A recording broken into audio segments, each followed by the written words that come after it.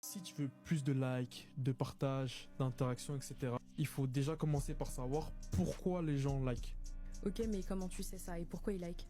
Il y a 4 raisons pour lesquelles les gens interagissent. On va pas parler de like, on va prendre tout en général, ok? Et si tu comprends ces 4 raisons-là, tu peux cartonner quel que soit le réseau sur lequel tu vas publier. Le premier, c'est la connivence. C'est dire tout haut ce que les gens pensent tout bas.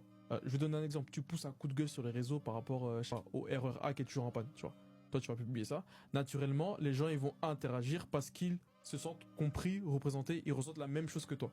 Donc là, c'est plus facile pour eux. Donc ça, c'est le premier point, la connivence. Deuxième point, tu vas voir le soutien. Admettons, toi, je sais pas, tu partages une galère, un problème. Naturellement, les gens, par empathie, ils vont chercher à te soutenir. Il y a plein de posts sur le manager toxique. Les gens qui viennent, ils vont faire une vidéo sur TikTok ou même sur LinkedIn en parlant de leur manager toxique. Bah toi, par empathie pour cette personne-là, naturellement, tu vas interagir. Par empathie ou par effet miroir. Le troisième point, c'est la réciprocité.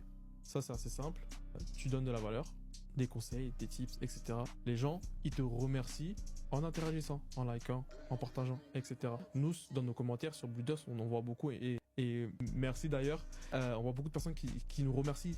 Déjà, ça fait plaisir. Mais là, ça illustre bien ce sentiment de réciprocité-là.